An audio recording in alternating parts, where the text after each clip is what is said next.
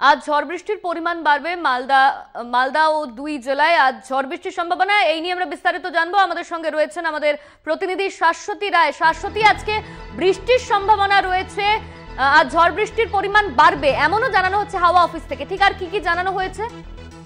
দেখো, আগামী 24 ঘন্টায় দক্ষিণ পশ্চিম বঙ্গোপসাগরে একটি ঘূর্ণাবর্ত তৈরি হয়েছে, সেটি নিম্নচাপে পরিণত হওয়ার সম্ভাবনা রয়েছে, যার জেরে উইকেন্ড থেকে বলা যায় যে দক্ষিণবঙ্গ সহ গাঙ্গেয় পশ্চিমবঙ্গের ভারী বৃষ্টির সম্ভাবনার কথা জানাচ্ছে হাওয়া অফিস।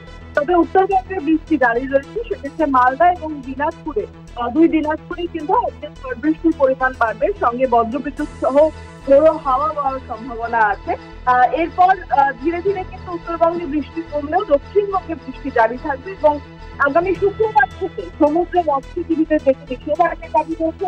সেক্ষেত্রে শনি এবং রবিবার ভারী বৃষ্টির সতর্কতা রয়েছে উপকূলবর্তী জেলাগুলিতে। সঙ্গে গাঙ্গেয় পশ্চিমবঙ্গেও কিন্তু এই নিম্নচাপের প্রভাব পড়তে চলেছে। সোনালী, ধন্যবাদ তোমার শাশ্বতী। আমাদের সঙ্গে ছিলেন আমাদের প্রতিনিধি শাশ্বতী রায়। দক্ষিণবঙ্গের জেলাতে বৃষ্টির সম্ভাবনা, দুপুর থেকে বৃষ্টির সম্ভাবনা রয়েছে হাওয়া অফিসের তরফে।